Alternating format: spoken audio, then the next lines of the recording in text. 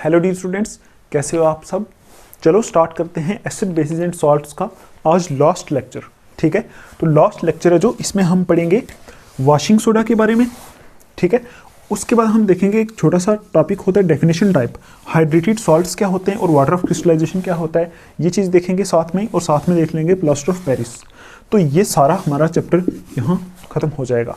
ठीक है, I hope आपने पीछे वाली पूरी वीडियोस देखी होंगी, तभी आपको ये वीडियो समझ में आएगी, नहीं तो आपको समझ में कुछ भी नहीं आएगा। चलो स्टार्ट करते हैं पहले वॉशिंग सोडा। देखते हैं इसका फार्मूला क्या होता है। इसका फार्मूला होता है एक्चुअल में Na2CO3 इंटू 10H2O, ये होता है इसका फार्मूला। देखो फार्मूला आपको थोड़ा सा देखा देखा लग रहा है। Na2CO3 sodium carbonate, baking soda को हीट कर रहे थे, वहां से बन रहा था ना Na2CO3 सोडियम कार्बोनेट बन रहा था ना। तो इसी तरह देखो ये इसका फार्मूला होता है, और ये भी यहां आप लिख सकते हो, या इधर लिख दो आप, इसमें लिखो आप पहला point, it is an other chemical. ठीक है, it is an other chemical obtained from NaCl, obtained from NaCl। ये भी एक केमिकल है जो सोडियम क्लोराइड से हमें मिलता है। ठीक है, तो दूसरा पॉइंट लिखो, sodium carbonate was produced, sodium carbonate was produced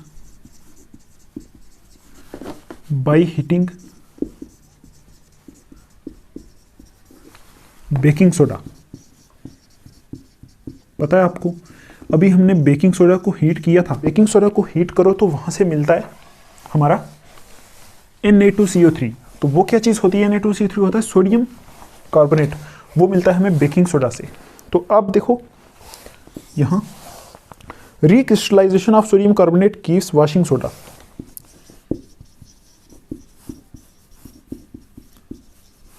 Recrystallization of sodium carbonate gives washing soda। ठीक है, और एक पॉइंट और लिखो, it is also a basic salt. Basic salt, ये भी एक बेसिक सॉल्ट है। चलो अब हम इसको समझते हैं। तो आप देखो यहां लिखा है कि ये भी एक केमिकल है जो हमें NaCl से मिलता है। Sodium carbonate was produced by heating baking soda, मतलब जब हमने बेकिंग सोडा को हीट किया था तो वहां से मिला था हमें क्या, ये वाला, सिर्फ ये वाला पार्ट मिला था। अब इसकी रिक्रिस्टलाइजेशन करेंगे, मतलब फिर से इसको रीअरेंज, जैसे बोलते हैं ना रीअरेंज, इसी तरह बोलते हैं रिक्रिस्टलाइजेशन करेंगे, है ना।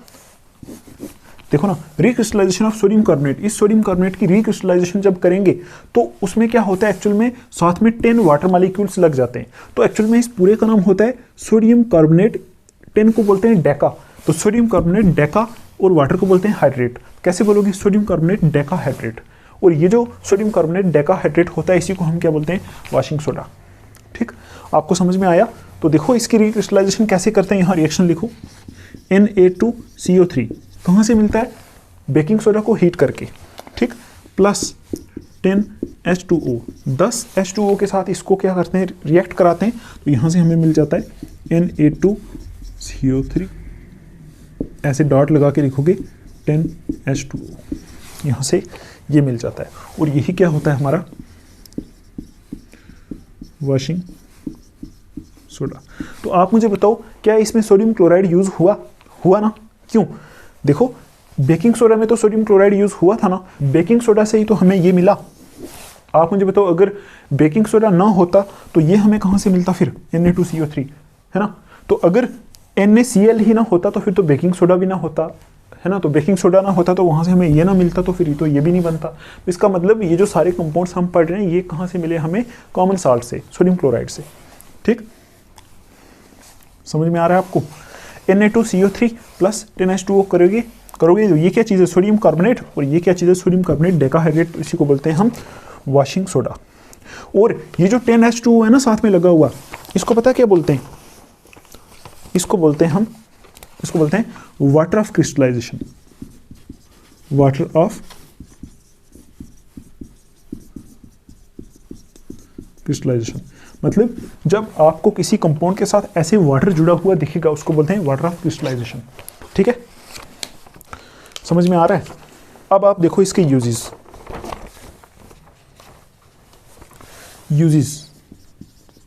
ठीक, यूजेस क्या क्या है इसके? Used in glass, soap and paper industry. First use है इसका, used in glass, soap and paper industry. मतलब ग्लास इंडस्ट्री में, सोप इंडस्ट्री में, पेपर इंडस्ट्री में यूज होता है। दूसरा, used in manufacture of sodium compounds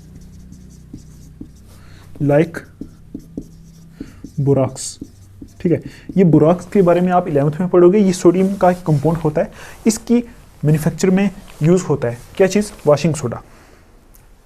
उसके बाद third point, used as cleaning agent, cleaning agent for domestic purposes, for domestic purposes. मतलब घर में जो हम क्लीनिंग का काम करते हैं ना, उसमें भी यूज होता है वॉशिंग सोडा। ठीक, उसके बाद used for removing permanent hardness of water, used for removing permanent hardness of water, permanent hardness of water. आपको मैं बताऊं, एक होता है हमारा हार्ड वाटर, एक होता है सॉफ्ट वाटर। तो हार्ड वाटर वो होता है जिसमें बहुत सारे सॉल्ट्स होते हैं डिफरेंट किस्म के। तो वो जो हार्ड वाटर होता है उसमें साबुन जो होता है ना वो जाग नहीं देता है ना। तो वो साबुन उसमें मिक्स होता ही नहीं। जब हम हार्ड वाटर को यूज़ करके कहीं साबुन यूज़ करेंगे तो वो साबुन वहाँ यूज़ होगा ही नहीं। तो उस हार्ड वाटर को सॉफ्ट करने के लिए यूज़ होता है क्या? Washing soda. तो यहाँ देखो लिखा है use for removing permanent hardness of water. Water की परमानेंट हार्डनेस जो है ना उसको खत्म करने के लिए वॉशिंग सोडा यूज होता है। ठीक है, तो ये था हमारा वॉशिंग सोडा। चलो एक छोटा सा एक टॉपिक होता है वाटर ऑफ क्रिस्टलाइजेशन। क्या होता है? Water of crystallization is the fixed number of water molecules, is the fixed number of water molecules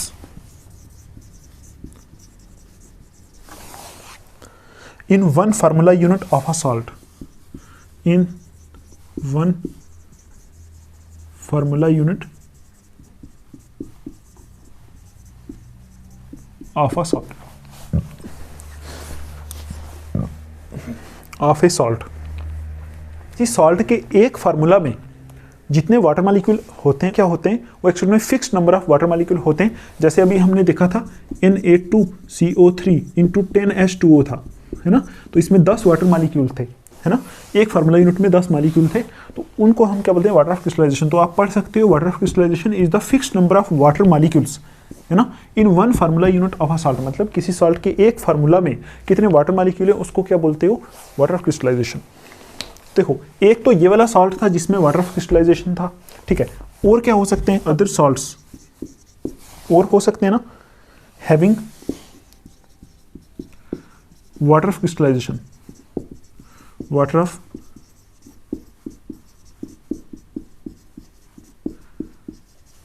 बाकी वाले सॉल्ट्स भी हो सकते हैं जिनमें वाटर ऑफ क्रिस्टलाइजेशन होता है। उसमें एग्जांपल आता है एक hydrated copper sulphate, hydrated copper sulphate. तो इसमें आप लिख सकते हो कॉपर सल्फेट होता है CuSO4, ये इसका फार्मूला होता है इंटू 5H2O। देखो ये वाला होता है ना, इसको बोलते हैं कॉपर सल्फेट। ये 5 है ना, तो 5 को बोलते हैं पेंटा, कॉपर सल्फेट पेंटाहाइड्रेट। ये भी एक ऐसा मॉलिक्यूल होता है। एक और भी मॉलिक्यूल होता है जिसको बोलते हैं जिप्सम, जिप्सम। देखो यही है ना, GYPSUM, जिप्सम ये होता है, और इसका फार्मूला होता है CaSO4 × 2H2। तो ये वाला जो जिप्सम होता है ना, इसमें भी 2 वाटर मॉलिक्यूल होते हैं। देखो ये एक्चुअल में कैल्शियम सल्फेट है, Ca होता है ना कैल्शियम, तो ये कैल्शियम सल्फेट, और 2 को बोलते हैं डाई, कैल्शियम सल्फेट डाइहाइड्रेट, तो ये जो होता है इसको बोलते हैं जिप्सम। इसको आप अंडरलाइन कर लो, इस वाले को अंडरलाइन कर लो, क्योंकि ये आगे यूज होगा, प्लास्टर ऑफ पेरिस इसी से बनता है, ठीक है, वहां ये यूज होने वाला है, इसको आप अंडरलाइन करो, ठीक। तो ये समझ में आया आपको वाटर ऑफ क्रिस्टलाइजेशन क्या होता है। तो अभी देखो एक और छोटी सी डेफिनेशन होती है हाइड्रेटेड सॉल्ट, वो क्या होता है वो देख लेते हैं। हाइड्रेटेड सॉल्ट क्या होता है, तो आप इसकी डेफिनेशन लिखो, द हाइड्रेटेड सॉल्ट्स और the salts, the hydrated salts are the salts which are crystalline but contains water molecules, but contains water molecules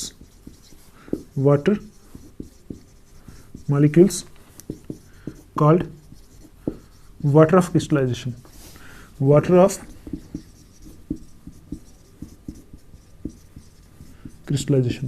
तो आप इस डेफिनेशन को पढ़ो। देखो हाइड्रेटेड सॉल्ट्स क्या होते हैं, हाइड्रेटेड सॉल्ट्स ऐसे सॉल्ट्स होते हैं जो एक्चुअल में होते तो क्रिस्टलाइन है। क्रिस्टलाइन का मतलब होता है जैसे चीनी जैसे, ठीक। क्रिस्टलाइन का एक्चुअल मतलब क्या होता है वो आप 12th क्लास में पढ़ोगे सॉलिड स्टेट वाले चैप्टर में, लेकिन अभी आप ये मान लो कि क्रिस्टलाइन क्या होता है, चीनी जैसा, है ना, चीनी देखिए ना आपने, क्रिस्टल होते हैं उसके, वैसा होता है। तो हाइड्रेटेड सॉल्ट्स, हाइड्रेटेड का मतलब भी क्या होता है, हाइड्रेटेड का मतलब होता है वाटर, ये मतलब होता है ना हाइड्रेट का, है ना। हाइड्रा का मतलब वाटर होता है। तो द हाइड्रेटेड सॉल्ट्स और the salts which are crystalline, मतलब ये वो सॉल्ट्स होते तो ये क्रिस्टल वाले हैं, बट कंटेन्स वाटर मॉलिक्यूल, लेकिन इनमें एक्चुअल में वाटर मॉलिक्यूल्स होते हैं, और वो जो वाटर मॉलिक्यूल्स होते हैं उसको क्या बोलते हैं, वाटर ऑफ क्रिस्टलाइजेशन, ठीक। तो आपसे कोई पूछ ले हाइड्रेटेड सॉल्ट की एग्जांपल दे दो, तो आप बोल दो ये वाली Na2CO3 × 10H2O, हाइड्रेटेड सॉल्ट है ना ये, एक्चुअल में ये क्रिस्टलाइन है लेकिन इसमें वाटर मॉलिक्यूल्स हैं, तो ये वाटर मॉलिक्यूल इसको बोलते हैं वाटर ऑफ क्रिस्टलाइजेशन। तो ये एक हाइड्रेटेड सॉल्ट की एग्जांपल है, तो एग्जांपल में लिख सकते हो ना आप ये, ठीक। और कोई एग्जांपल बोल दो, कैल्शियम सल्फेट × 2H2O, ये भी हो सकता है, ठीक। और बोल दो कॉपर सल्फेट × 5H2O, ये भी हो सकता है। पता है ना आपको, कैल्शियम सल्फेट डाइहाइड्रेट, इसको क्या बोलते हैं, जिप्सम। कॉपर सल्फेट पेंटाहाइड्रेट, इसको बोलते हैं हाइड्रेटेड कॉपर सल्फेट। तो ये सारे हाइड्रेटेड सॉल्ट्स की ही तो एग्जांपल्स हैं, ठीक। तो आई होप आपको हाइड्रेटेड सॉल्ट के बारे में और वाटर ऑफ क्रिस्टलाइजेशन के बारे में थोड़ा सा समझ में आया होगा, ठीक है। चलो चलते हैं नेक्स्ट, एक ही टॉपिक बचा है इस चैप्टर का, उसको बोलते हैं प्लास्टर ऑफ पेरिस। देखो प्लास्टर ऑफ पेरिस क्या होता है, लिखो इसके बारे में, अभी सब पता चलेगा आपको। देखो लिखो, on heating gypsum at 373 Kelvin, it loses water molecules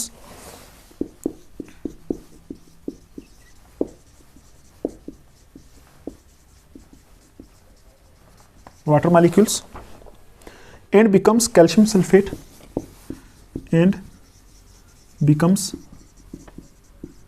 calcium sulfate hemihydrate,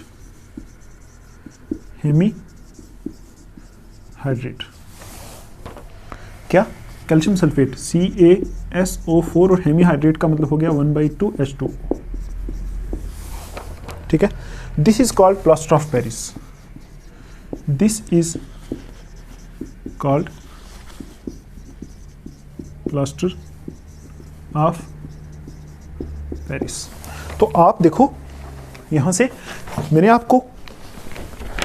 आपको बोला था जिप्सम को आप अंडरलाइन कर लेना, तो आपने अगर अंडरलाइन किया होगा तो जिप्सम क्या होता है, कैल्शियम सल्फेट 2H2O, ये होता है ना कैल्शियम सल्फेट डाईहाइड्रेट, ये होता है। तो प्लास्टर ऑफ पेरिस क्या होता है कि जब हम हीट करते हैं जिप्सम को 373 केल्विन टेम्परेचर के ऊपर, तो वो आधे यहाँ से वाटर मॉलिक्यूल लॉस कर देता है, ठीक है, लॉस कर देता है ना, तो लिखा है इट लूजेज वाटर मॉलिक्यूल्स, यहाँ से वाटर मॉलिक्यूल ये लॉस कर देता है और क्या बना देता है, and becomes calcium sulphate hemihydrate. वो क्या बना देता है, कैल्शियम सल्फेट हेमीहाइड्रेट। हेमी का मतलब होता है आधा, हेमी का मतलब होता है आधा, तो यहाँ देखो कैल्शियम सल्फेट हेमी 1/2H2 है ना, तो हेमीहाइड्रेट है, हाइड्रेट का मतलब हो गया वाटर, तो बना दिया कैल्शियम सल्फेट हेमीहाइड्रेट, ये बना दिया। और यही जो कैल्शियम सल्फेट हेमीहाइड्रेट होता है इसी को बोलते हैं प्लास्टर ऑफ पेरिस, ठीक है, आई समझ आपको।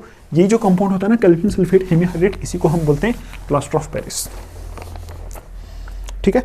तो रिएक्शन देखो, CaSO4 calcium sulphate into 2H2O, ये होता है हमारा gypsum.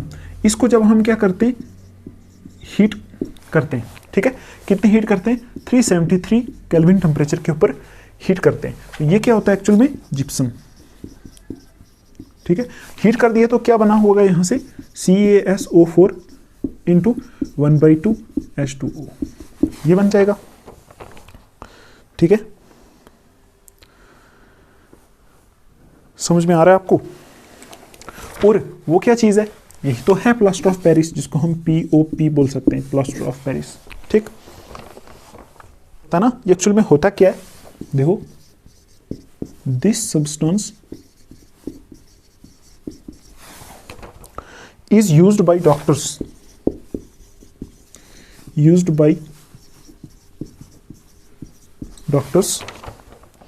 as plaster for supporting fractured bones,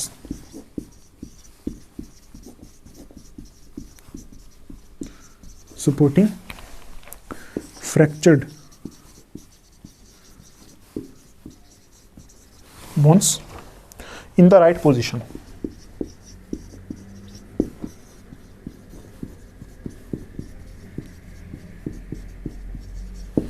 देखो, अगर कभी आपको लग गई हो कहीं साइकिल से या किसी से गिर के, ठीक है, तो आप जाते हो डॉक्टर के पास। अगर आपकी, सपोज मेरी समझ लो, ठीक है, बाजू जब फ्रैक्चर हो जाती है तो वहाँ हम डॉक्टर के पास जाते हैं ना, तो वहाँ उस बाजू को राइट पोजीशन में सपोर्ट करने के लिए वो क्या करता है, अपनी ज़बान में प्लास्टर बोलते हैं ना, प्लास्टर कर दिया, प्लास्टर नहीं वो प्लास्टर, यही है ना, तो वो प्लास्टर ऑफ पेरिस वहाँ यूज़ करता है। तो यहाँ देखो, this substance is used by doctors, मतलब डॉक्टर्स इस सब्सटेंस को यूज़ करते हैं उसी प्लास्टर करने के लिए, for supporting fractured bones in the right position, मतलब जो बोन्स हमारी फ्रैक्चर हो जाती हैं उनको राइट पोजीशन, सही पोजीशन में फिट करने के लिए उसके ऊपर चढ़ा देते हैं ना ऐसे करके, तो वही होती है एक्चुअली प्लास्टर ऑफ पेरिस, ठीक है। ये होता कैसा है, it is a white powder, it is a white powder, ये वाइट पाउडर होता है, and on mixing with water, and on mixing with water it changes to gypsum, it changes to gypsum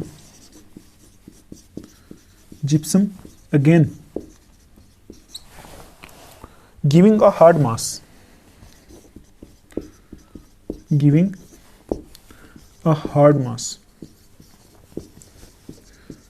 ठीक है।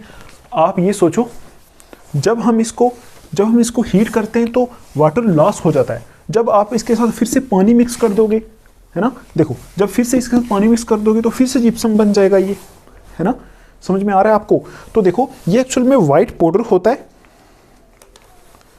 देखो ना, ये वाइट पाउडर होता है, और जब इसको पानी के साथ मिक्स करते हैं ये फिर से जिप्सम बन जाता है, और जिप्सम एक हार्ड मतलब बहुत सख्त होता है, मतलब बहुत सख्त होता है ना, तो उसको जब बाजू के ऊपर चढ़ा देते हैं तो बहुत टाइट हो जाता है, तो हड्डी एक जगह रहती है, बाजू जुड़ जाती है ना, तो जब इसको पानी में मिक्स करो बहुत हार्ड मास बना देता है, मतलब एक्चुअल में फिर से वो जिप्सम में कन्वर्ट हो जाता है, तो इसलिए लिखा है यहाँ कि हार्ड मतलब बहुत सख्त मास बना देता है, यहाँ सेट हो जाता है। एक रिएक्शन लिख सकते हो इसके बाद, ये जो हमने पॉइंट लिखा है इसके बाद रिएक्शन लिख सकते हो आप कि calcium sulphate into 1/2H2O hemihydrate को जब पानी में डालोगे तो देखो पानी कितना लगेगा, इसके साथ वाटर में डालोगे तो क्या बनेगा, calcium sulphate into 2H2O dihydrate, है ना।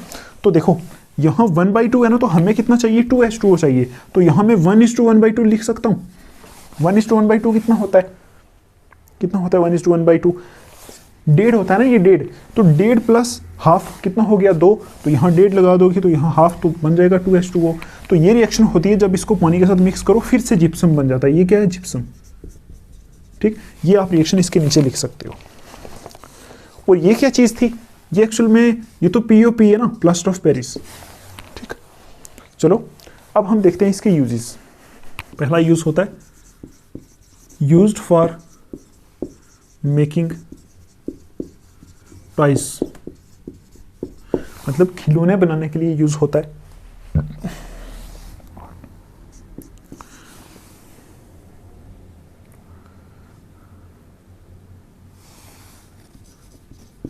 तो आप ये पॉइंट देखो, used for making materials for decoration. तो आपको पता है घर में जो छोटे छोटे फूल से लेके आते हैं ना हम, छोटे छोटे, उनके बीच में आप देखोगे तो एक सॉलिड वाइट किस्म की एक मिट्टी सी दिखेगी आपको, वो एक्चुअल में प्लास्टर ऑफ पेरिस होती है। तो डेकोरेशन के लिए जो मटेरियल होता है वो बनाने के लिए प्लास्टर ऑफ पेरिस यूज होता है। थर्ड यूज देखो,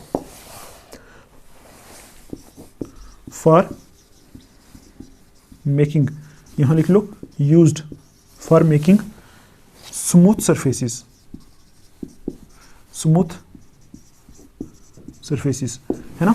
कोई वॉल है, जैसे ये वॉल है यहाँ, तो इसमें अगर आप प्लास्टर ऑफ पेरिस लगाओगे तो वो सरफेस बहुत स्मूथ हो जाएगी, है ना, जिसको आप बोलते हो अपनी लैंग्वेज में पुट्टी बोलते हो ना उसको, है ना। तो पुट्टी चढ़ाते रहते हैं उसके ऊपर, फिर लगाते हैं, बहुत प्लेन सरफेस हो जाती है, बहुत सॉफ्ट। ठीक है, तो उसके लिए ये यूज़ होता है। यहाँ लिख सकते हो ब्रैकेट में वॉल्स, सीलिंग, ETC, मतलब छत को या फिर वॉल्स को बहुत स्मूथ सरफेस, स्मूथ फिनिश देने के लिए ये यूज होता है। और फोर्थ यूज लिख लो, used for making fire proof materials. ऐसे मटेरियल्स बनाने में यूज होता है जहां आग ही नहीं लगती, इसको एक्चुअल में आग ही नहीं लगती। ठीक है, तो ये ऐसे मटेरियल जहां हमें जो होते हैं क्या, फायर प्रूफ, ऐसे मटेरियल जो फायर प्रूफ होते हैं जहां आग लगती नहीं, वैसे मटेरियल बनाने के लिए भी प्लास्टर ऑफ पेरिस यूज होता है। उसके बाद देखो एक छोटा सा क्वेश्चन है।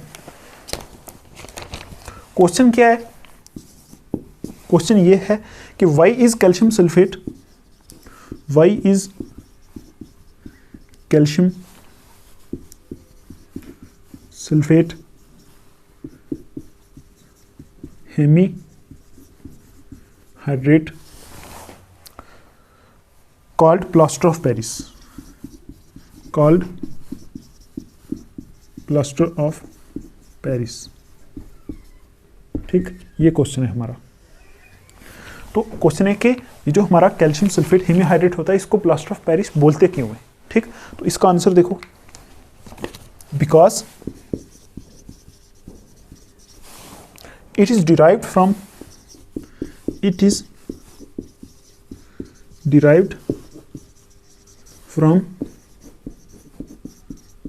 gypsum। ठीक, पहले ये लिखो gypsum, and the name POP, name POP क्या होता है, plaster of Paris, is derived from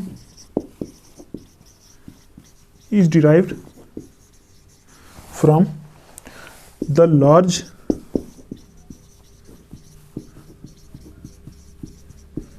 deposits of gypsum in, आगे लिख लो MONT, Montmartre hill in Paris. ठीक, ये मोंटमार्ट्र, एम छोटा कर दो यहाँ, MONT, मोंट, MARTRE, मोंटमार्ट्र। देखो कैल्शियम सल्फेट हेमी हाइड्रेट को प्लास्टर ऑफ पेरिस क्यों बोलते हैं, तो यहाँ देखो बिकॉज यहाँ लिखा ना it is derived from gypsum, ये एक्चुअल में जिप्सम से बनता है। अभी हमने देखा and the name POP is derived from the large deposit of gypsum in Montmartre hill in Paris. तो ये एक्चुअल में जो जिप्सम है ये कहाँ से मिलता है, ये एक्चुअल में पेरिस में एक हिल है जिसका नाम है मोंटमार्टर हिल, तो वहाँ से मिलता है जिप्सम। तो इसीलिए इस पूरे को बोल दिया प्लास्टर ऑफ पेरिस। ये वाला जो चैप्टर है हमारा एसिड बेसिस एंड सॉल्ट वाला, इसमें इतना ही था सब कुछ, जितना कुछ टेक्स्ट बुक पे था सब हमने कवर कर लिया है। तो आप इसको एक बार देखो, नोट्स बनाओ और आप टेक्स्ट बुक पढ़ सकते हो। हम देखेंगे इसके कुछ टेक्सचुअल क्वेश्चन जो इंपॉर्टेंट है वो मैं यहाँ डाल दूंगा, साथ में कुछ प्रीवियस ईयर क्वेश्चन इसके जो हैं बोर्ड में आए हुए हैं, जेके बोस में, CBSE में, वो मैं यहाँ एक बार उनको एक्सप्लेन कर दूंगा, कोशिश करूंगा। और किस चैप्टर के लेक्चर्स आपको चाहिए वो आप मुझे कमेंट्स में बता सकते हो। अगर आपको वीडियो अच्छी लगे तो आप इसको लाइक कर देना एक, ठीक है। आप अपना ध्यान रखो, फिर पढ़ाई करो, नोट्स बनाओ। Take care, thanks for watching.